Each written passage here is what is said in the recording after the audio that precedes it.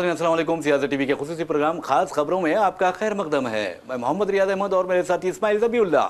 अस्सलाम। बहरहाल नाज़रीन, जहाँ तक खास खबरों का सवाल है तो आपको बता दें कि हिंदुस्तान में तब्दीली मजहब पर जिस तरह के क़वानीन लागू किए जा रहे हैं, यहाँ तक कि दस्तूर ने बाज़ाब्ता तौर पर हिंदुस्तानियों से कहा है कि आप अपने मजहब पर चल सकते हैं, आप अपने मजहबी तालीमात पर अमल कर सकते हैं, ना सिर्फ अमल कर सकते हैं बल्कि तबलीग भी कर सकते हैं, यानी मजहब की तबलीग भी कर सकते हैं। लेकिन याद रखिए, जब सच्चाई और झूठ का मुकाबला होता है, हक़ बातिल का यानी मुकाबला होता है, या फिर आप देखेंगे कि नेकी और बदी टकराती है एक दूसरे से, तो फिर कामयाबी हासिल होती है, नेकी को, सच्चाई को और हक को कामयाबी हासिल होती है। तो बहरहाल नाज़रीन, हम जो खास खबर आपके लिए लाए हैं बहुत ही खास खबर है, और मैं समझता हूं कि इस खबर को लेकर हिंदुस्तान में एक अजीब कैफियत पैदा हो गई है, और ऐसे लोग काफी परेशान हैं जो इस्लाम की हक्कानियत को से दुश्मनी रखते हैं, इस्लाम की सच्चाई से दुश्मनी रखते हैं, और इस्लाम ने जिस तरह लोगों को यानी मसावात का दर्ज दिया है, इस्लाम ने जिस तरह अमन का दर्ज दिया है, जिस तरह इस्लाम ने मोहब्बत का दर्ज दिया है, उसके तालीमात की कशिश से ये लोग परेशान हैं। लेकिन आपको जो खास खबर हम आपके तक ला रहे हैं वो ये है कि आपने देखा कि किस तरह जावेद अख्तर मुमताज नगमेनगार है, मुमताज गीतकार है, मुमताज शायर व अदीब है, और मुमताज शौहर है शबाना आज़मी के। तो बहरहाल मुमताज शौहर है शबाना आज़मी के, जरा एक और गौर कीजिए। तो बहरहाल आपको बता दूं कि वो दहरिया हैं, यानी वो खुदा को नहीं मानते, खुदा की मौजूदगी को नहीं मानते, और इस सिलसिले में एक जबरदस्त मुज़ाकिरा हुआ, और वो भी कॉन्स्टिट्यूशनल क्लब ऑफ इंडिया में हुआ, और सारी दुनिया ने देखा, सारे हिंदुस्तानियों ने देखा। और आपको बता दूं कि इस मुज़ाकरे में या मुनाजरे में आप देखेंगे कि एक तरफ जावेद अख्तर थे जो इस बात के दलाइल दे रहे थे कि खुदा मौजूद नहीं है, और दूसरी तरफ एक नौजवान मुफ्ती था जिसके बारे में आप कह सकते हैं मुफ्ती शुमाइल नदवी, उन्होंने उलमा का वक़ार बुलंद कर दिया और सारी दुनिया को बता दिया कि इस्लाम किस तरह उसकी जो हक्कानियत है किस तरह लोगों के दिलों को छू लेती है। तो बहरहाल एक तरफ नौजवान मुफ्ती, दूसरी तरफ जावेद अख्तर, एक तरफ हक था तो दूसरी तरफ बातिल था,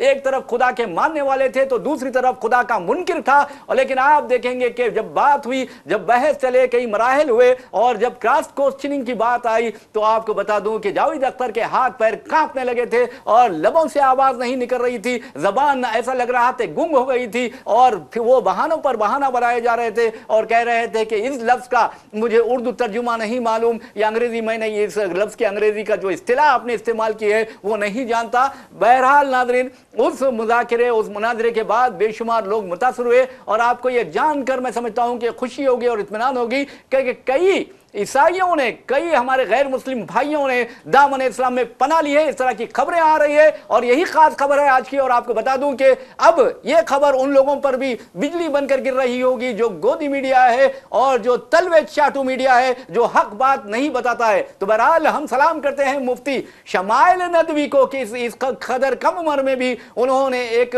दहरिये को, एक एथिस्ट को यह बताने की पूरी कोशिश की, और सच्चाई के साथ बताया, दलाइल के साथ बताया कि खुदा मौजूद है। अगरचे जावेद अख्तर ने यह नहीं माना, लेकिन बता दूं कि यानी हर शर में खैर का पहलू होता है, और जावेद अख्तर के नाम मानने से कोई होने वाला नहीं है। खुदा को जावेद अख्तर की या शबाना आज़मी की जरूरत नहीं है, खुदा को ना तुम्हारी इबादतों की जरूरत है ना तुम्हारी रियाजतों की जरूरत है। वैसे भी आपको बता दूं कि वाज़े तौर पर कुरान मजीद में कहा गया है कि तुम ही गालिब रहोगे अगर तुम मोमिन हो। तो बहरहाल मुफ्ती शुमाइल नदवी ने जिस तरह का यानी दलाइल पेश किए, उससे मुतासिर होकर कई गैर मुस्लिमों ने दामन इस्लाम में पना ली है, और इसका सबूत आप इंटरनेट पर दे सकते हैं, और जो कमेंट्स आ रहे हैं उससे भी आप अंदाजा लगा सकते हैं कि इस्लाम की हक्कानियत किस तरह लोगों के दिलों में बैठती जा रही है। और मैं ये कहता हूं कि प्यारे नबी सल्लल्लाहु अलैहि वसल्लम की का इरशाद मुबारक है कि हिंद से मुझे ठंडी हवा आ रही है। तो आप अंदाजा कीजिए कि मुसलमानों को जो आज जिस तरह सताया जा रहा है, जिस तरह धमकाया जा रहा है, जिस तरह डराया जा रहा है, हुजूमी तशद्दुद के नाम पर उन्हें कत्ल किया जा रहा है, उससे डरने घबराने की कोई जरूरत नहीं है। इस्लाम के लिए हिंदुस्तान की जो सरजमीन है वो एक खुशबूदार सरजमीन है, वो प्यारी सरजमीन है, और इस सरजमीन में हम दफन होना बहुत ही फख्र महसूस करते हैं कि हम यहाँ दफन हो रहे हैं। तो बहरहाल चलते हैं हम इस्माइल ज़बीउल्लाह के पास और पूछते हैं कि कहाँ मुफ्ती शुमाइल ने جاوید اختر کو مات دی ہے؟ دیکھیے تمام محاذوں پر میں نے اپنی بات کی شروعات لا غالب الا اللہ سے شروع کروں گا، کیونکہ غالب جو ہے اللہ کی ذات ہی ہونے والی ہے۔ تو یہاں پر بات یہ ہے کہ ایک عالم دین کا جو مقابلہ تھا وہ ایک دہریے سے تھا۔ آپ اگر دیکھیں 2014 کے بعد سے مسلسل جاوید اختر جو ہے کسی نہ کسی ایک ایسے متنازع بیان کے ذریعے سرخیوں میں رہنا پسند کرتے ہیں وہ، اور انہوں نے اب آج جو اختتام ہوا ہے اس پروگرام کا، میں مبارکباد پیش کروں گا سوربھ کو اور للن ٹاپ کی ساری ٹیم کو۔ اور اس نے جو کانسٹیٹیوشن کلب میں جو اتنا شاندار پروگرام منعقد کیا، اور نہ صرف منعقد کیا بلکہ لوگوں کو بھی مدعو کیا، سوال جواب کا بھی اس میں موقع فراہم کیا۔ جاوید اختر کے متعلق یہ کہا جاتا، یہ کہا جا، آپ نے بھی کہا اپنی بات میں، وہ ایتھک ہے، وہ ایک دہریے ہے۔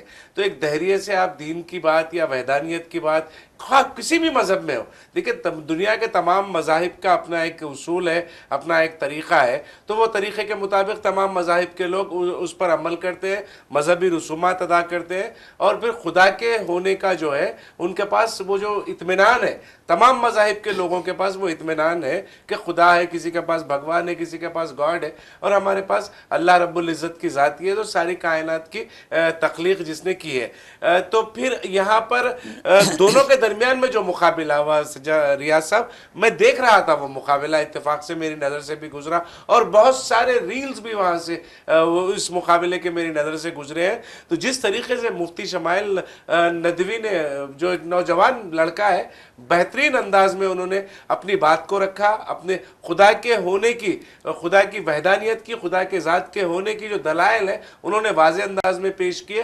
مگر دیکھیے ہدایت دینے کے والا جو ہے وہ اللہ کی ذات ہے، تو وہ اللہ کی ذات اگر نہیں چاہ رہی ہے کہ جاوید اختر ہدایت پر آئے تو پھر آپ کی ہماری ساروں کی کوشش ہے وہ ناکام ہونے والی ہے۔ مگر توڑ مڑوڑ کر ان کے جوابات جو ہے، جو سوالات مفتی شمائل ندوی نے کیے تھے، اس کو توڑ مروڑ کر پیش کرنے کی کوشش کی ہے۔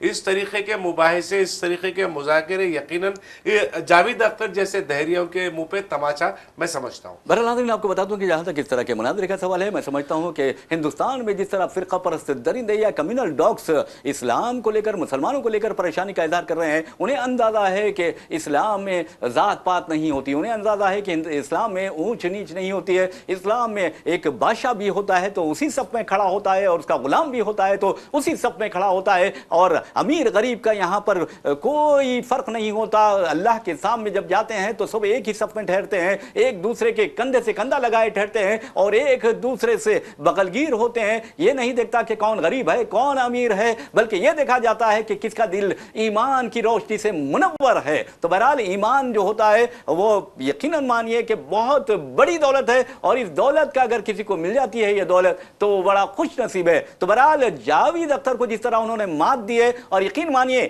آپ بھی دیکھیے، میں غیر جانبداری سے اس کا پورا مشاہدہ کیا ہوں، اس مذاکرے کا، مناظرے کا، اور یقین مانیے کہ یہ سوچا جا رہا تھا خاص طور پر گودی میڈیا کے ذریعے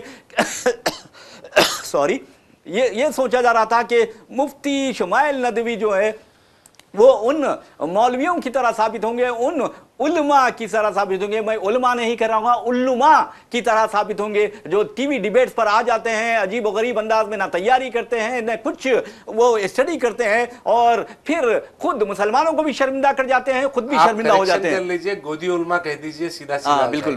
تو جو گودی علماء ہوتے ہیں، آپ دیکھیں یہ پیڈ ڈیبیٹس ہوتے ہیں، انہیں بلایا جاتا ہے اور کہا جاتا ہے کہ بھائی آپ کو جواب معلوم بھی ہو تو آپ اس طرح کا جواب نہ دیں۔ مثال کے طور پر جہاد کی بات کرتے ہیں تو یہ جو گودی میڈیا کے علماء ہوتے ہیں وہ آپ دیکھیں گے کہ کس طرح کے عجیب و غریب دلائل دیتے ہیں، اور وہ دلائل ایسے آسانی سے یعنی شکست کھا جاتے ہیں جیسے توے پر، اگر گرم توے پر پانی ڈالا جائے تو پھر پانی اڑ جاتا ہے۔ تو بہرحال اس طرح کے جو لوگ ہیں جو اپنے آپ کو عالم سمجھتے ہیں، انہیں اس طرح کے ڈیبیٹس میں نہیں جانا چاہیے اور کسی کو شرمندہ نہیں کرنا چاہیے، کیونکہ تم واضح طور پر سورہ ال عمران میں واضح طور پر اللہ تعالیٰ نے فرما دیا ہے کہ तुम्हार यानी तुम ही फतह पाओगे अगर तुम मोमिन हो, तो गालिब तुम ही आओगे अगर तुम मोमिन हो। तो आप अंदाजा कीजिए कि इस तरह के उलमा को कम अज कम ये सोचना चाहिए कि हम अपने कौम की, अपने मजहब की तर्जुमानी नहीं कर सकते और नुमाइंदगी नहीं कर सकते, बल्कि आपने देखा कि शुमाइल नदवी, मुफ्ती शुमाइल नदवी ने जिस तरह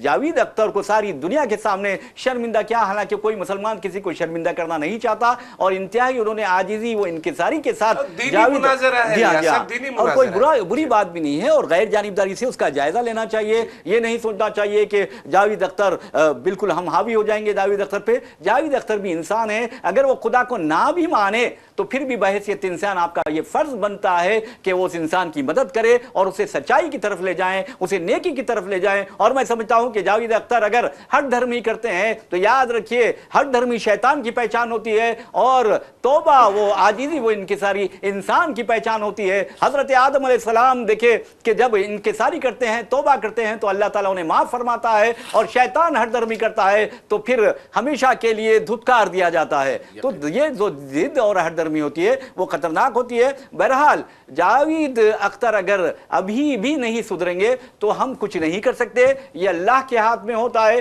अल्लाह चाहे जिसे हिदायत देता है, जिसे गुमराह करता है, जिसे चाहे जन्नत देता है, जिसे चाहे जहन्नुम रसीद कर देता है, ये अल्लाह का इख्तियार है। बस आपका ये काम है कि अपने आप को, अपने अखलाक को, अपने किरदार को इस तरह पेश करें जैसे एक मुसलमान पेश करता है। मुसलमान का किरदार होता है मोहब्बत, मुसलमान का किरदार होता है अखलाक, मुसलमान का किरदार होता है मुरव्वत, हमदर्दी, ईसार, कुर्बानी और दूसरों की मदद, ये मुसलमान होता है। हद तो यह है कि दीन इस्लाम में वाज़ेह तौर पर कह दिया गया है कि अगर तुम रास्ते में पड़े एक कांटे को भी हटाओगे, एक पत्थर या एक कंकर को भी हटाओगे तो वह सदका है। इस्लाम ने यह भी कह दिया है कि तुम मुस्कुरा कर किसी को मुस्कुरा कर देखना भी सदका है। तो बहरहाल जावेद अख्तर का यह प्रोग्राम अगर शबाना आज़मी जो उनकी अहलिया है अगर गैर जानिबदाराना तौर पर देखें तो मैं समझता हूं कि अल्लाह ताला उन्हें हिदायत भी दे सकता है। यकीनन हिदायत भी दे सकता है। और जहां तक आपने अपनी बातचीत की आगाज की तमीदी अल्फाज में आपने कहा कि मुमताज शौहर जो है,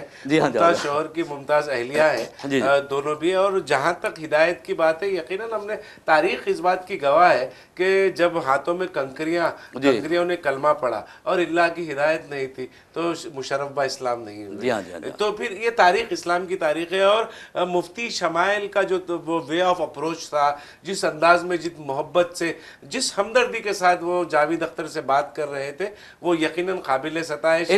एक इस्लामी शियार का जो मुकम्मिल मुजाहिरा जो है उन्होंने पूरे मुबाहिसे में उन्होंने किया है। और जहां तक जावेद अख्तर की बात है, जावेद अख्तर के सामने लाख, आप जैसा कि आपने कहा कि वो इंसान है, वो लाख मना कर ले, लाख ना माने खुदा की मौजूदगी को, खुदा के वजूद को, अगर वो मानने से इनकार करे फिर भी जो है वो खुदा की मखलूक ही है, लेकिन खुदा की तख्लीक ही है। तो अल्लाह ताला की तख्लीकात में बहुत सारे तख्लीकात है, कोई फिरौन बना, कोई शद्दाद बना, कोई मूसा बना, कोई हारून बना। तो ये तमाम तख्लीकात परवरदिगार आलम की है, उसी में से एक मुफ्ती शमाइल है और दूसरे जो है जावेद अख्तर है। जी हाँ, और वैसे भी इंसान है, इंसान की मदद करना चाहिए, चाहे उसके जो भी उसका ईमान हो, जो भी उसका अकीदा हो। यानी जावेद अख्तर बार बार बिलीव, और आप देखेंगे कि ईमान फेथ की बात कर रहे थे और मजहब की बात कर रहे थे, जहाँ जबकि वहाँ पर जो मौजूद था, जो टॉपिक था वो डज गॉड एग्जिस्ट, यानी क्या खुदा मौजूद है, वो था। लेकिन बहरहाल चलिए, अब जो बौखलाहट का शिकार होते हैं तो फिर वो शिकस्त भी खाते हैं, तो हमें बहुत खुशी हुई।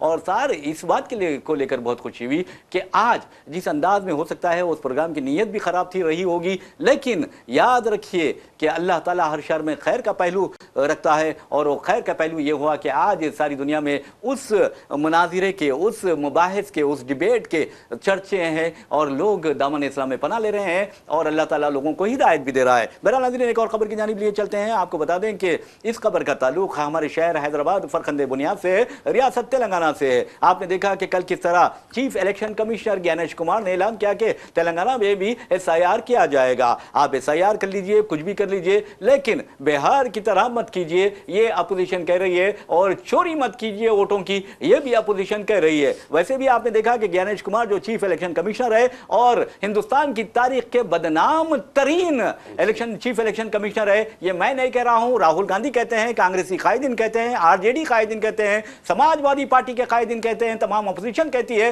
कि ये बदनाम तरीन शख्स है। लेकिन हम चीफ इलेक्शन कमिश्नर कमिश्नर की इज्जत करते हैं क्योंकि एक इदारे के सरबराह हैं वो, लेकिन अगर वो SIR करते हैं तो अब खबर ये आई है, खास खबर ये है कि हैदराबाद के जो NRIs है या तेलंगाना के मुख्तलिफ अजला के NRIs हैं, उनमें ये जोखम यानी एक अजीब गरीब उलझन पाई जाती है कि क्या हमारे नाम हमारे रिश्तेदार अपने यानी फहरिस्त राय दहिंदगान में शामिल करवा सकेंगे। ये बहुत ज़्यादा अहम सवाल है उन लोगों के लिए और वो काफ़ी परेशान है। एक NRI ने अपना नाम जाहिर न करने की शर्त पर बताया कि हमें बहुत ज़्यादा उलझन का शिकार होना पड़ रहा है, अब देखना है कि क्या होता है। लेकिन एक बात ज़रूर है कि उन्होंने एक मिसाल भी दी कि रामपुर उत्तर प्रदेश का ये ज़िला है और रामपुर कहाँ है, ये आज़म खान का एरिया है और जिसे आप देखेंगे कि किस तरह आज़म खान को सताया जा रहा है, डराया जा रहा है, धमकाया जा रहा है। तो बहरहाल नाज़रीन, आज़म खान के बारे में आपको बता दें कि अब लोग आज़म खान को असदुद्दीन अवैसी बन जाने का मशवरा भी दे रहे हैं। क्यों दे रहे हैं? क्या उनकी लियाकत की वजह से, उनकी अक्लमंदी की वजह से, उनकी दानिशमंदी की वजह से,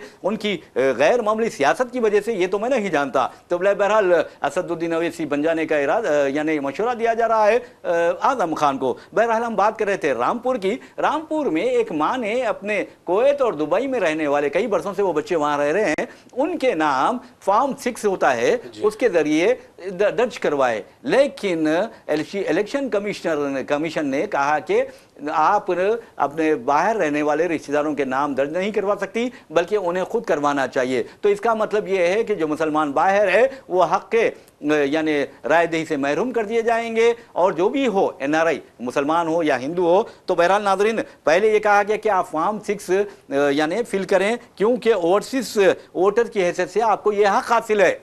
यकीनन देखिए, जब भी इंतखाबात होते हैं तो बैरूनी ममालिक से भी बैलेट के जरिए से वोट आते हैं।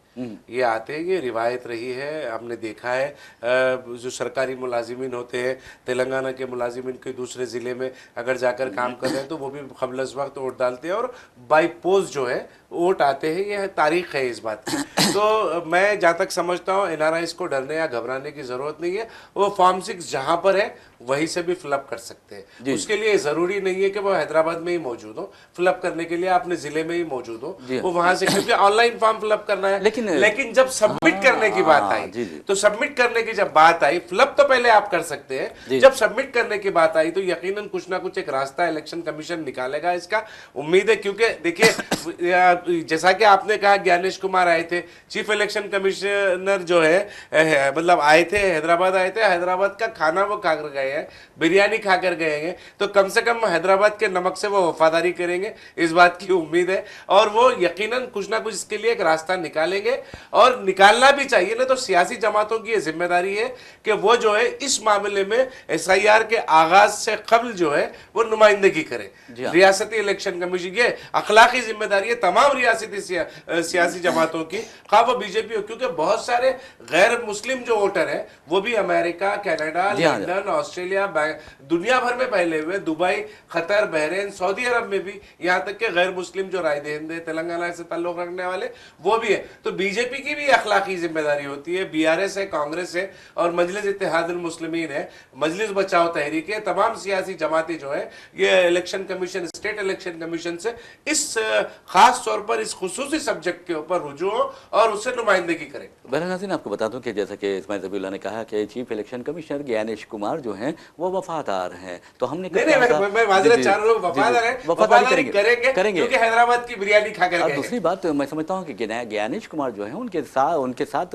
वफादारी का नाम या बेवफाई नहीं जोड़ना चाहिए। बहुत बड़े वफादार हैं और आप अंदाजा कीजिए कि अगर वो नमक खाएं देंगे तो वफादारी करेंगे। ये तो ऐसा हुआ कि अगर वो ऐसा करेंगे तो ऐसा करेंगे। अब बीजेपी के साथ देखिए, उनके मैं वफादारी की मिसाल दे रहा हूँ, किस कदर वफादार हैं। बिहार में क्या हुआ, किस कदर वफादार हैं। अब मगरबी बंगाल में क्या होने वाला है। उनकी वफादारी का अंदाजा महाराष्ट्र में देखिए कि कैसे कैसे हालात बदल गए। उनकी वफादारी आप मध्य प्रदेश और राजस्थान में देखिए। ये मैं नहीं कर रहा हूँ, राहुल गांधी कहते हैं, एक नहीं दो नहीं 3 प्रेस कॉन्फ्रेंसों से उन्हें खिताब किया और उन्होंने यहाँ तक आप देखेंगे कि पावर पॉइंट प्रेजेंटेशन के जरिए chief election commissioner Gyanesh Kumar की वफादारी को साबित कर दिखाया। तो भाई इंसान को वफादार होना चाहिए लेकिन बददियानतदार नहीं होना चाहिए, बददियानत नहीं होना चाहिए, गद्दार नहीं होना चाहिए। तो बहरहाल नाज़रीन, ये जो इस्माइल ज़बीउल्लाह साहब आपको बता दूं कि रामपुर में जिस खातून ने अपने बच्चों की की जानिब से ओवरसीज वोटर्स का फॉर्म फिलअप किया था, उसका फॉर्म रिजेक्ट कर दिया गया।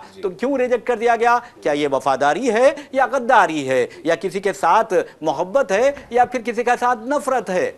यकीनन देखिए ये नफरत का ही नतीजा है। ख़ासतौर पर निशानदेही की गई उत्तर प्रदेश से हो या बिहार हो या मगरबी बंगाल हो, जहाँ जहाँ पर भी बड़े पैमाने पर SIR हुआ है, बड़े पैमाने पर SIR की खबरें, होने वाले SIR की खबरें निकल कर रही है, वहाँ पर तासुब की बुनियाद पर मुतासिबाना रवैया अख्तियार करते हुए मुकामी BLOs पर प्रेशर डाला गया।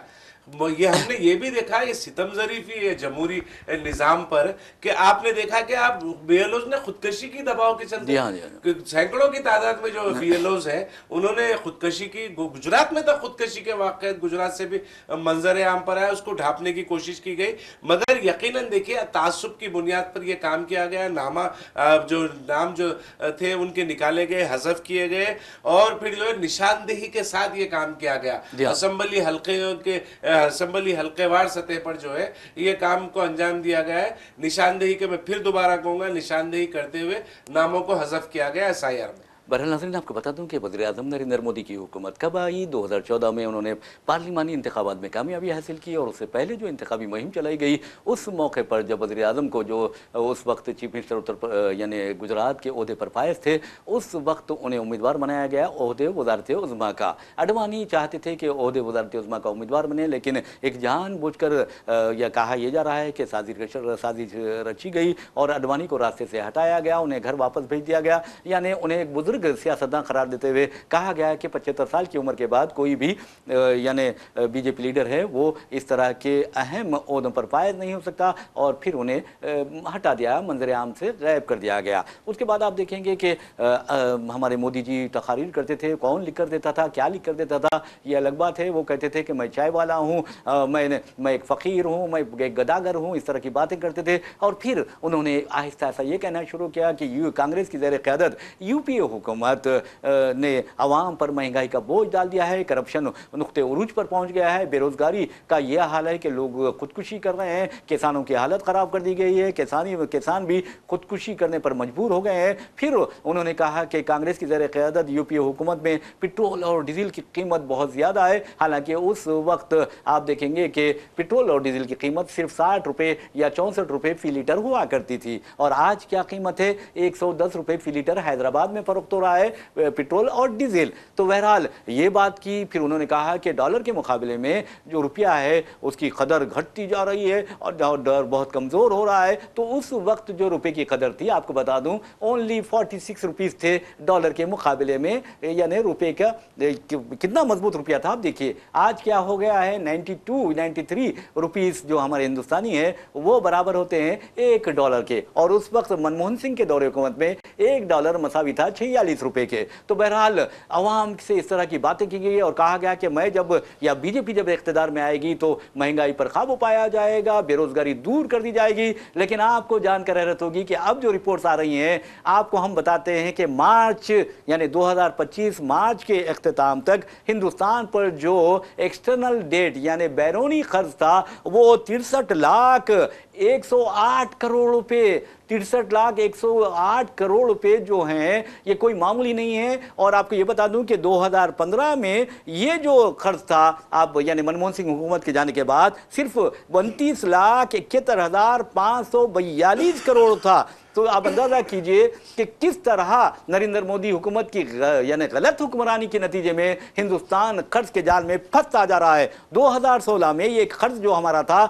32,17,563 लाख करोड़ रुपए था, और आपको जानकर हैरत होगी कि किस तरह इस खर्च में मुसलसल इजाफा होता जा रहा है। 2017 में 30,55,095 लाख करोड़ का कर्ज मुल्क पर था, और अब बढ़कर 2018 में आपको बता दूं कि 2018 में यह बढ़कर 34,41,962 हो गया है, इसी तरह 62 करोड़ हो गया है। इसी तरह 2019 में खर्च का ये बोझ बढ़ते हुए 37,54,872 करोड़ हो गया, और साल 2020 में 41,97,652 करोड़ का कर्जदार बन गया हिंदुस्तान। ये है मोदी। دیکھیے یہ آپ نے بہت اچھی تفصیلی رپورٹ ہندوستان کے قرض کے متعلق کہی ہے. جیسا کہ آپ نے کہا 32 لاکھ کروڑ جو ہے یو پی اے کے ٹائم پہ تھا, اب جو ہے 63 لاکھ سے زائد کروڑ کا قرضہ ہندوستان پر ہے. ایک طرف ہندوستان کی عوام مقروض ہو رہی ہے, ہندوستان کے شہریوں پر خرچ پڑ رہا ہے, دوسری طرف ایک رپورٹ کے مطابق بی جے پی کی جو آمدنی ہے الیکٹرول بونڈز کے ذریعے سے اس میں 50% کا اضافہ ہوا ہے. آپ دیکھیے آپ یہ جو پہلے جو بی جے پی کی آمدنی تھی 2024 اور 25 میں جو آمدنی ہوئی ہے 2024 اور 25 میں وہ ہے 6 کروڑ 88 لاکھ روپے. یہ الیکٹرول بانڈز کے ذریعے سے آئے 100 پیسے. پھر الیکٹرول بانڈز کے سے الگ اس کے علاوہ ہے یہی جو ہے 2023 اور 24 میں جو تھا 3,0967 کروڑ روپے یہ جو آمدنی تھی یہ پچھلے سال کی تھی. تو آپ دیکھیے ایک طرف ملک قرضدار ہو رہا ہے اور پارٹی جو ہے وہ مضبوط ہو رہی ہے. 6,000 کروڑ کی مالک ہو گئی ہے, 10,000 کروڑ کی مالک ہے. 10,000 یہ ایک سال کا 6,000 کروڑ ہے. پچھلے سال 4,000 کے لگ بھگ 4,000 کروڑ, اب پھر اب جو ہے یہ 7,000 کروڑ کا, تو 21,000 مطلب آپ جدا کہ آپ نے کہا تو 11,000 کروڑ سے زیادہ کی جو آمدنی ہے وہ پچھلے 2 سالوں میں الیکٹرول بانڈز کے ذریعے سے آئی ہے خالی.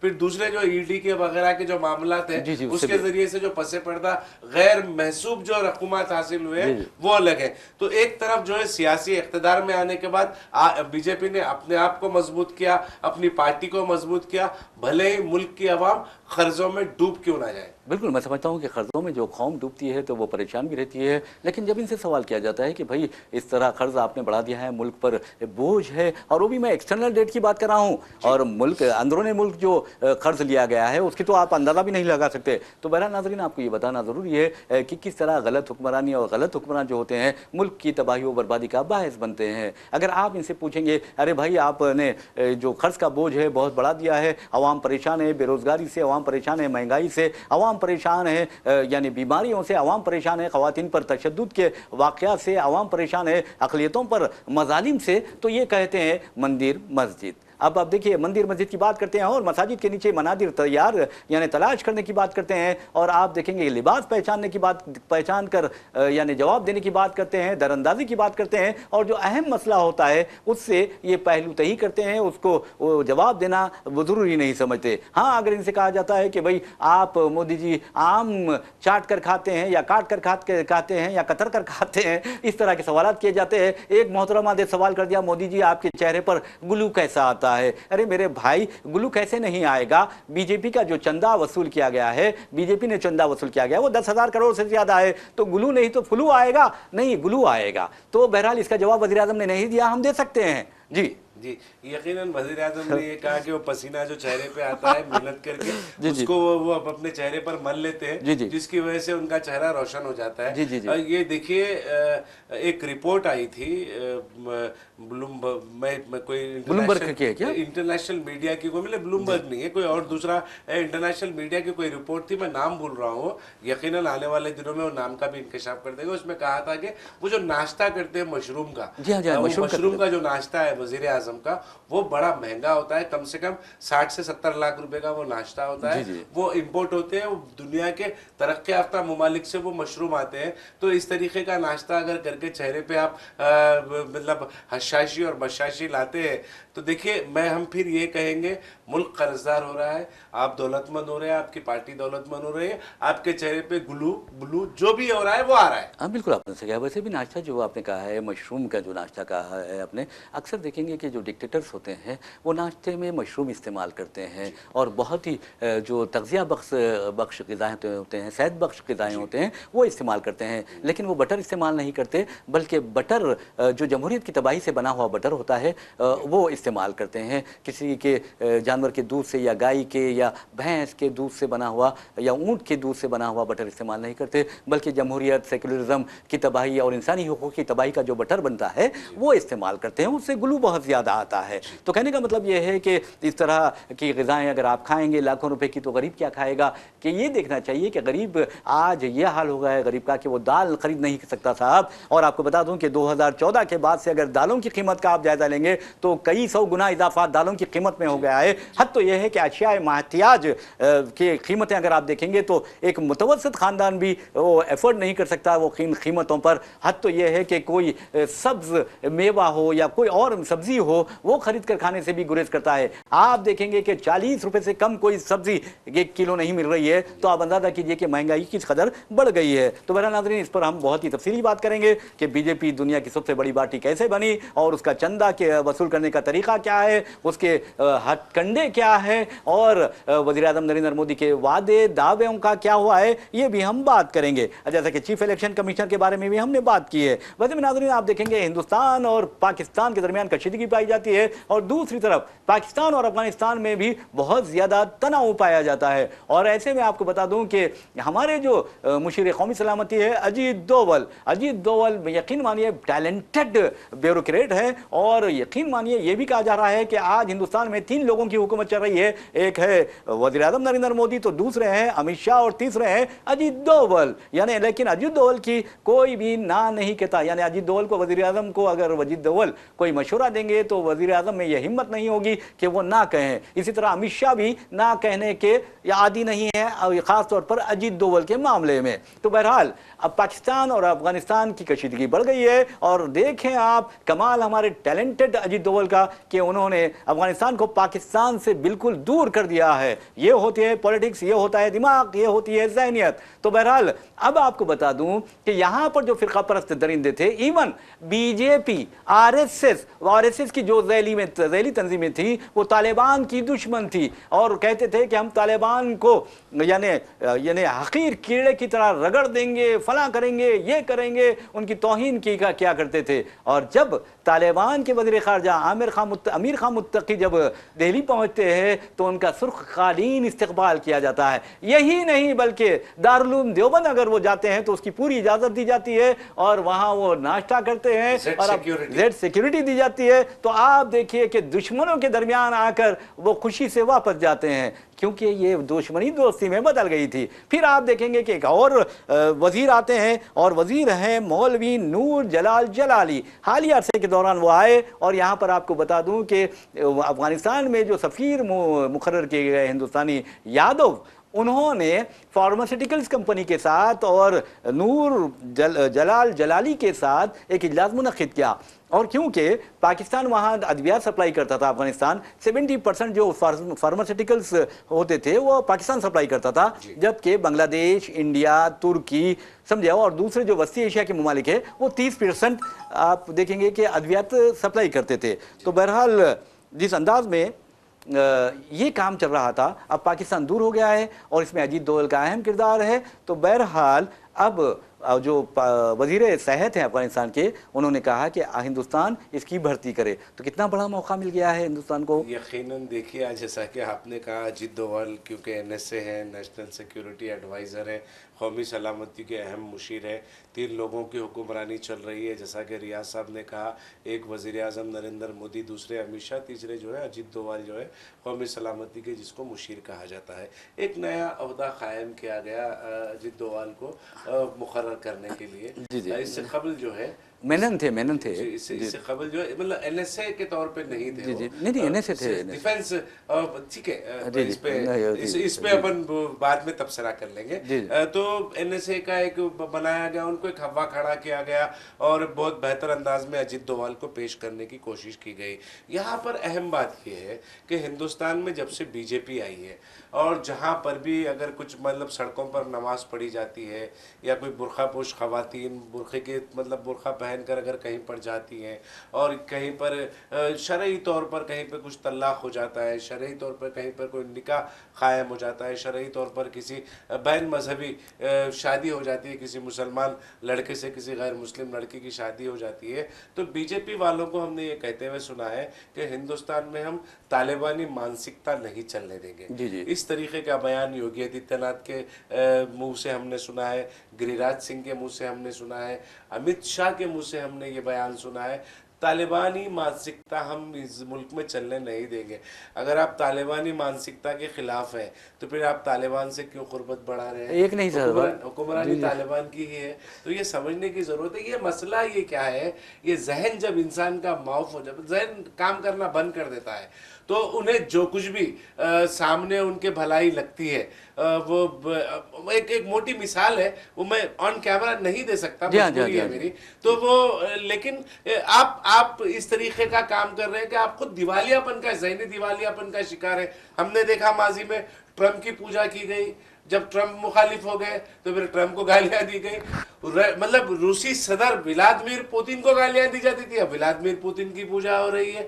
تو یہ جو آپ ذہن بدل رہے ہیں آپ کے، اس کے اوپر سوچیں. کچھ بھی فیصلہ لینے سے پہلے، کچھ بھی بات کرنے سے پہلے آپ سوچیں کہ اس کے آنے والے دنوں میں کیا اثرات پڑیں گے. آپ جیسا کہ آپ نے کہا امیر خان متقی کا جو استقبال ہوا، والہانہ استقبال ہوا، اور پھر اب جلال رومی کا جو والہانہ استقبال ہوا، یہ دیکھیں پڑوسی ملک ہے، اس سے آپ تعلقات اچھے رکھیں، بہتر تعلقات رکھیں. یہ مفاد میں، اگر ملک کے مفاد میں کچھ کام ہو رہا ہے تو آپ یقیناً کریں، مگر اس کے اثرات بھی دیکھیں آپ. کیونکہ آپ کو اس بات کا اندازہ ہونا چاہیے کہ افغانستان جو ہے امریکہ سے مقابلہ کرنے کے لیے رشیا نے اس کی مدد کی تھی. رشیا آپ کا دوست ہے. چائنا نے اس کی مدد کی تھی، اب چائنا آپ کا دوست ہے.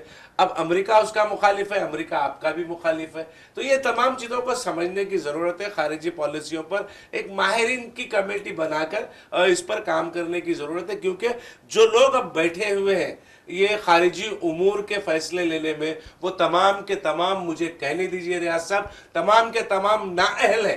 تمام کے تمام نااہل ہیں. ان کی خارجہ غلط پالیسیوں کی وجہ سے ہندوستان پر خرچ کا بوجھ بڑھتا جا رہا ہے. ہندوستان میں یہ خراب خارجی پالیسیوں کا نتیجہ ہے کہ ہندوستان پہ خرچ کا بوجھ بڑھ رہا ہے. اور آپ کے جو اچھے دوست تھے، جو اچھے آپ کے رفیق تھے، ایران آپ کا بہترین دوست تھا، مگر آپ کے مقابلے میں ایران اب کھڑا ہوا ہے. تو آپ دیکھیے آپ کی غلط خارجی پالیسیوں کا نتیجہ ہے.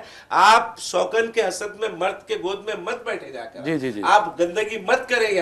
آپ اس کو سمجھنے کی ضرورت ہے. آپ یہاں پر آپ ماہرین کی ایک کمیٹی بنائیں، ماہرین کی کمیٹی بنا کر اس پہ آپ اس سے استفادہ اٹھائیں. خارجی پالیسیوں کو تبدیل کرنے کی نہایت اشد ضرورت ہے. برحال ناظرین، جہاں تک خارجی پالیسی کا سوال ہے تو آپ کو بتا دوں کہ آپریشن سندور میں ایسا کہا جا رہا تھا کہ ہم پاکستان میں داخل ہو گئے تھے اور پاکستان پر قبضہ کر سکتے، تو پھر کیوں نہیں کیا؟ میں سمجھتا ہوں کہ RSS جس انداز میں کہتی ہے اکھنڈ بھارت کا نعرہ لگانے والوں کے لیے ہم یہی کہہ سکتے ہیں کہ وہ شہنشاہ اورنگزیب عالمگیر رحمۃ اللہ علیہ کی تاریخ پڑھے، جنہوں نے ہندوستان کو اکھنڈ بھارت میں تبدیل کر دیا تھا، لیکن انہیں یہ تاریخی نہیں معلوم. بہرحال فارن پالیسی کا سوال ہے، خارجہ پالیسی کا سوال ہے، تو آپ کو بتا دوں کہ آپریشن سندور کے بعد تقریباً 33 ممالک کا دورہ کیا گیا، اور یہ بتانے کے لیے کہ پاکستان نے دہشت گردی کی ہے. اور اس کے بعد آپ دیکھیں گے کہ ششی تھرور بھی اس ڈیلیگیشن میں شامل تھے، یعنی تقریباً 57 جو ارکان پارلیمنٹ تھے، سابق وزراء تھے، اپوزیشن لیڈرز تھے، اس میں شامل تھے. اسد الدین اویسی بھی تھے، اور انہوں نے کہا تھا متحدہ عرب امارات میں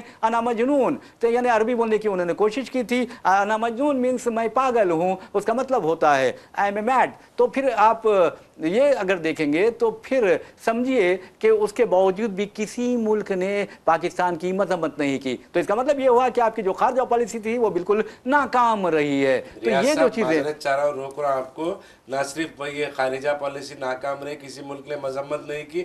وائٹ ہاؤس نے عاصم منیر کو بلا کر استقبال کیا.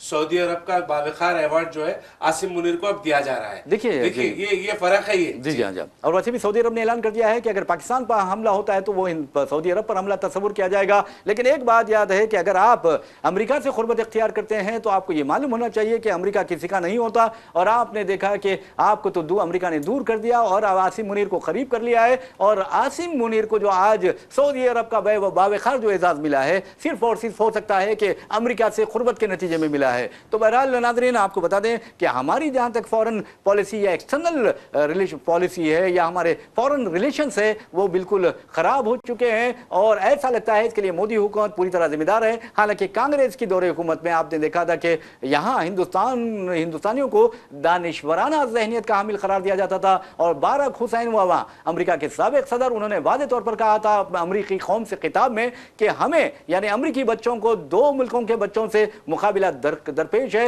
एक हिंदुस्तानी है, दूसरे चीनी है। तो बहरहाल अफगानिस्तान की अगर हम बात करते हैं तो आप देखेंगे कि अफगानिस्तान के तालिबान को दहशतगर्द करार दिया जा रहा था और यह कहा जा रहा था कि तालिबानी ज़हनियत को हम यहाँ ख़त्म कर देंगे, यहाँ जमने नहीं देंगे। लेकिन आपने देखा कि सीने से लगाया गया है अमीर खान मुत्तकी को, जो अफगान वज़ीर ख़ारजा थे, सीने से लगाया गया है मौलवी नूर जलाल जलाली को, जो आप देखेंगे कि दिल्ली के दौरे पर आए थे। और अब आप देखेंगे कि किस तरह वज़ीर तिजारत नूरुद्दीन अजीज़ी को सीने से लगाया गया है। एक नहीं, दो नहीं, 3 दौरे वज़रा दौरे करते हैं। यकीनन 3 वज़रा दौरे करते हैं। आप जैसा कि आपने कहा खारिजी पॉलिसी का जिक्र किया, हिंदुस्तान की आज़ादी के बाद से लेकर 2014 तक आप तारीख उठाकर देख ले रियाज साहब, हमारी खारिजा पॉलिसी हमेशा लचकदार रही।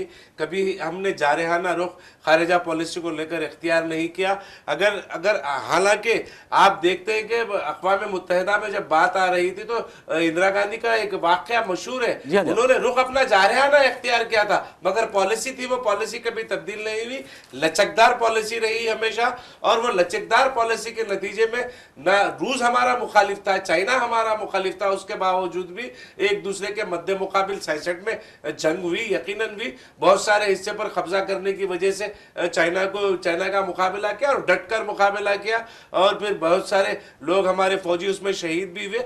मगर तारीख उठाकर देख ले, कभी भी इतना बड़ा नुकसान 2014 के बाद जो सरहदों पर हुआ है, उतना बड़ा नुकसान 2014 की तारीख से पहले कभी नहीं था। वो सिर्फ और सिर्फ उसकी वजह यह थी कि एक लचकदार पॉलिसी थी। वक्त जब भी वक्त पड़ता हम अपने दुश्मन को भी अपने बाजू बिठाते और उसको समझाने की कोशिश करते, बहुत बड़ी हद तक समझाने की कोशिश करते।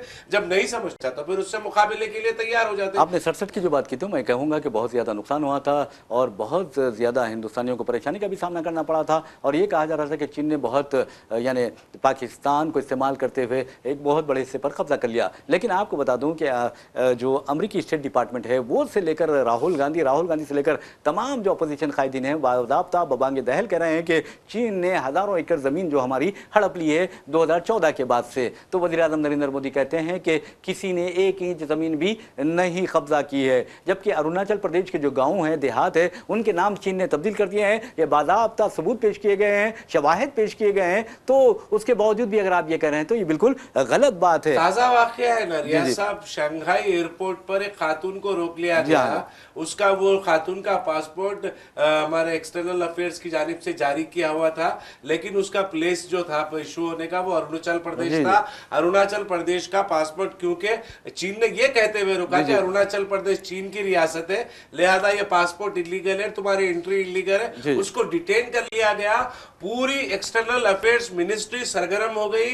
मैं जहां तक समझता हूं आपके जो 30 मार खां अजीत डोवाल है वो भी उसमें वो एक्टिव हो गए और उन्होंने बहुत सारा काम किया। और उसके बाद फिर वो औरत की रिहाई अमल में। शांघाई एयरपोर्ट का ताजा वाकया है ये। तो बिल्कुल आपने 30 मार खां का जिक्र करते हुए नवाब महबूब अली पाशा की याद दिला दी है। नाज़रीन आपको बता दूं कि हमारे प्रोग्राम में हम तारीख भी पेश करते हैं। आप अच्छी तरह जानते हैं कि आसिफ जाह हुक्मरान यानी निज़ाम शेशुम जो थे महबूब अली पाशा, उनको कहा जाता था 30 मार खां, और इसलिए कहा जाता था कि उनको शेरों के शिकार का बहुत शौक था और उन्होंने अपनी जिंदगी में 30 से ज्यादा शेर मारे थे। तो बहरहाल उन्हें कहा जाता है 30 मार खां, और इस्माइल ज़बीउल्लाह ने यह मिसाल इस्तेमाल की है अजीत डोवल के लिए। लेकिन एक बात आपको बता देते हैं कि अब ऐसा लगता है कि मशरिक़ वस्ता में फिर हालात खराब होने वाले हैं और इस हालात खराब करने का जिम्मेदार इसराइल हो सकता है। और आइंदा माह इसराइली वज़ीर-ए-आज़म नेतन्याहू का दौरा अमेरिका है और यह कहा जा रहा है कि वो अपने अब्बा हुजूर वो अपने आका अमेरिका से ये मांगने जा रहे हैं, इजाजत मांगने जा रहे हैं कि क्या हम ईरान पर हमला कर सकते हैं। तो बहरहाल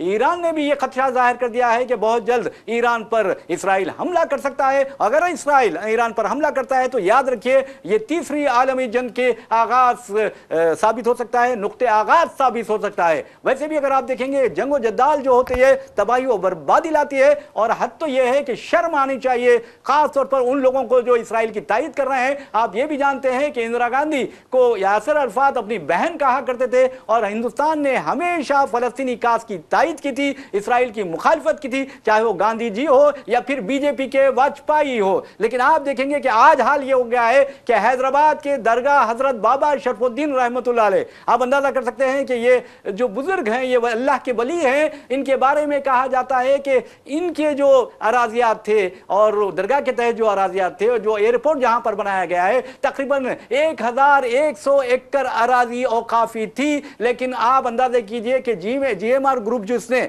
ये एयरपोर्ट का इंतजाम संभाला है, उसने ना वक्फ बोर्ड को पार्टनर बनाया है, ना वक्फ बोर्ड को किराया अदा करता है। ये 1100 एकड़ अराजी कब्जा कर ली गई है। और हमारे जो बेचारे मीर जाफर मीर सादिक हैं, उन्होंने सिर्फ 50 एकड़ अराजी हासिल करते हुए खुशी का इजहार किया और उस वक्त की डॉक्टर राजशेखर रेड्डी हुकूमत की जबरदस्त सताइश की। कितने होशियार है हमारी क़यादत, उसका अंदाजा आप लगा सकते हैं। 1100 एकड़ अराजी देते हैं, 50 एकड़ अराजी लेते हैं, तो इसका मतलब नुकसान हमारा हुआ है 1050 एकड़ अराजी का। तो बहरहाल वहां बाबा शरफुद्दीन रहमतुल्लाह अलैह की दरगाह के करीब एक वेंचर है हिंदुस्तान और इस्राएली कंपनी का, वहां पर ड्रोन्स बनाए गए, हथियार बनाए गए और वो फलस्तीनियों पर बरसाने के लिए वहां पर भेजे गए। यकीनन देखिए काबिल अफसोस है हिंदुस्तान का जो मौक़ूफ़ है फ़लस्तीन को लेकर और इसराइल के तय बढ़ती मोहब्बत जो है वो एक ख़राब पॉलिसी का, खारिजा पॉलिसी का ही नतीजा है। और हमने इसका तस्करा अभी आज की जो बहस है, हमारा मुबाहिसा है, इसमें हमने किया है।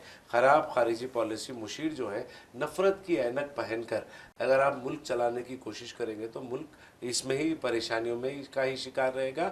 आपकी गलत खारिजी पॉलिसियों का नतीजा आवाम को भुगतना पड़ेगा।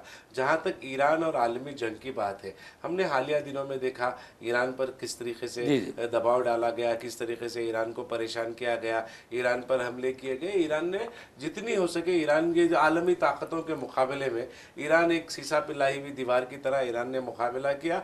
ईरान ने जवाबी हमले भी बेहतरीन अंदाज में किए और इसराइल को, जिसको आयरन डोम कहा जाता था, इसराइल के आयरन डोम का पूरा खला खोलकर उन्होंने रख दिया और फिर आपने देखा कि उसको नाकाम बना दिया, क्योंकि वो जो ड्रोन्स के हमले ईरान की तरफ से हुए थे वो कई हमले कामयाब भी हुए। लेकिन यहाँ पर अहम बात यह है कि भाई क्यों इसराइल ईरान को बार बार निशाना बनाने की कोशिश कर रहा है। एक बात ईरान पर हमला करने की क्यों कोशिशें इसराइल की जानिब से हो रही है। एक ही बात है, ईरान जो है हमेशा फ़लस्तीन काज में जो है फ़लस्तीन के साथ खड़ा हुआ है, इसी वजह से ईरान को निशाना बनाया जा रहा है। और आपने एक अच्छा सवाल भी उठाया कि आखिर ईरान को निशाना क्यों बनाया जा रहा है। अब जो इसराइल एक बहाना घड़ रहा है या बहाना तलाश कर रहा है वो ये है कि उसका इल्ज़ाम है कि ईरान बैलिस्टिक मिसाइलों की जो मिसाइल्स की तैयारी का जो प्रोग्राम है उस पर बड़ी तेज़ी से अमल कर रहा है। तो अब यकीन मानिए कि ईरान अगर बैलिस्टिक मिसाइल के यानी बनाने के में पूरी तरह कामयाब हो जाता है तो फिर समझिए कि इसराइल के हालात ख़राब हो सकते हैं। वैसे भी इसराइल के हालात ख़राब ही होने वाले हैं और उसके लिए हो सकता है कि ईरान बहुत ज़्यादा जारहाना रवैया अख्तियार करेगा और ईरान अब ये नहीं देखेगा कि अमेरिका उसकी मदद करेगा इसराइल की या नहीं करेगा। आप अंदाज़ा कीजिए वो मदद करे या ना करे,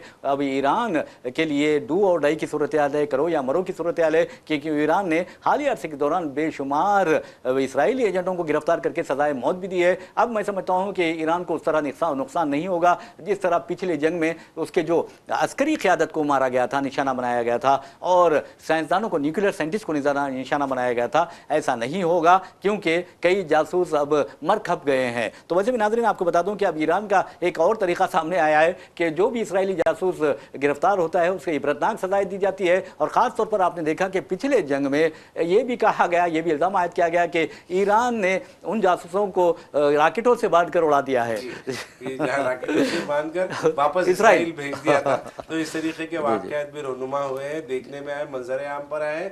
देखिए ईरान को निशाना बनाना जो है इसराइल का जो मकसद है वो मकसद के पस पर्दा यही मुहरक़ात है कि फ़लस्तीन के साथ ईरान का खड़ा होना जो है। और फिर देखिए जैसा कि आपने कहा कि दूसरी जो ताकतें हैं मशरिक़ वस्ता की, दूसरे जो ममालिक हैं, अगर आप खामोश बैठते हैं ایران کا اگر ساتھ نہیں دیتے، کسی بھی برے وقت پہ اگر ایران کا ساتھ نہیں دیتے یا فلسطین کا ساتھ نہیں دیتے، تو آج ایران اور فلسطین نشانے پہ ہے، کل وہ بھی نشانے پہ ہو سکتے۔ اور آپ نے بہت اچھی بات کہی۔ ویسے بھی ناظرین آپ کو بتاتا ہوں کہ ہم بہت چھوٹے تھے، اسکول میں پڑھتے تھے اور دارالشفا جو ہے وہاں پر ایک نعرہ درج ہوتا دیکھتے تھے، وہ نعرہ تھا روس نے بازی ہاری ہے، امریکہ کی باری ہے۔ تو آپ نے دیکھا کہ روس میں یعنی احمد شاہ مسعود جو تھے انہوں نے وادی پنجشیر کو، یعنی افغانستان کی وادی پنجشیر کو روس کے لیے قبرستان بنا دیا تھا اور روس بازی ہار گیا تھا۔ اور پھر آپ دیکھیں گے کہ امریکہ کس طرح قبرستان بنایا گیا امریکہ کو، یعنی وہاں کے پہاڑی علاقوں کو۔ تو بہرحال ناظرین ایک اور خبر کی جانب چلتے ہوئے، طالبان کا ہی جی ہاں طالبان کا ہی کارنامہ ہے۔ تو بہرحال ناظرین ہم آپ کو یہ بھی بتاتے ہیں کہ کرناٹک میں جس طرح اینٹی ہیٹ اسپیچ قانون منظور کیا گیا ہے پریمنٹیشن کے لیے، انسداد کے لیے، اسی طرح کا ایک قانون ریاست تلنگانہ کی اسمبلی میں بھی منظور کیا جائے گا۔ اس کی بی جے پی نے مخالفت کی ہے۔ ارے میرے بھائی، اگر آپ ریونت ریڈی نے یہ اعلان کیا ہے کل عیسائیوں کے سیلیبریشن سے خطاب کرتے ہوئے جو حکومت کی جانب سے منایا جاتا ہے کہ یہاں پر اینٹی ہیٹ اسپیچ قانون اب یہ مانسون سیشن میں اسمبلی کے منظور کیا جائے گا۔ دیکھیے یقیناً جتا کہ سدھارمیا حکومت نے کرناٹکا میں بھی hate speech against anti hate speech قانون کو بل پاس کیا تھا، جس کو جو ہے گورنر نے، کرناٹکا کے گورنر نے اس کو روک دیا ہے۔ ممکن ہے کہ یہاں پر بھی جو ہے گورنر اس کو روک دیں گے، مگر یہاں پر اہم بات یہ ہے کہ اینٹی ہیٹ سپیچ قانون سے زیادہ اہم بات یہ ہے کہ ریونت ریڈی ان علاقوں میں، شمالی تلنگانہ کے وہ علاقے جہاں پر تیزی کے ساتھ فرقہ پرستی کام کر رہی ہے، تیزی کے ساتھ فرقہ پرستی پھیل رہی ہے، جہاں پر تیزی کے ساتھ جو ہے علاقائی سطح پر قبائلیوں میں مسلمانوں کے خلاف نفرت گھولنے کا کام کیا جا رہا ہے، اس کو روکنے کے لیے بھی کچھ اقدامات ریونت ریڈی حکومت کو اٹھانے چاہیے۔ یہ شمالی تلنگانہ کا میں ذکر کر رہا ہوں کیونکہ ہم نے پچھلے کچھ دنوں میں ہم نے دیکھا ہے کانگریس کی حکومت برسر اقتدار آنے کے بعد تلنگانہ میں وہ تمام اضلاع جو شمالی تلنگانہ کے ہیں وہاں پر اس طریقے کے واقعات رونما ہوئے۔ ایک بہترین اقدام ہے، قابل ستائش اقدام ہے اینٹی ہیٹ اسپیچ کا، مگر تلنگانہ میں بڑھتی فرقہ پرستی کو بھی روکنے کے لیے کچھ ایسے قوانین اور کچھ اقدامات ناگزیر ہیں حکومت تلنگانہ کی جانب۔ بالکل آپ نے صحیح کہا ہے، اور اسی صحیح بات کے ساتھ ہم اپنا پروگرام خاص خبروں کا اختتام عمل میں لاتے ہیں۔ ناظرین آپ ضرور کامنٹ کیجئے کہ ہمارا پروگرام آپ کو کیسے لگا، اور آپ کو یہ بتا دیں کہ ہم خاص خبروں میں ان طاقتوں کو ننگا کرتے ہیں جو مسلم دشمن ہوتے ہیں، جو ہندوستان کے دشمن ہوتے ہیں، جو ہندوستانی جمہوریت اور سیکولرزم کے دشمن ہوتے ہیں۔ بہرحال اسی کے ساتھ ہم اپنا پروگرام اختتام کو پہنچاتے ہیں۔ اپنے میزبان محمد ریاض احمد اور میرے ساتھی سید اسماعیل ذبیح اللہ کو اجازت دیجیے، انشاءاللہ پھر ملاقات ہوگی، پھر بات ہوگی، تب تک کے لیے اللہ حافظ۔ اللہ حافظ۔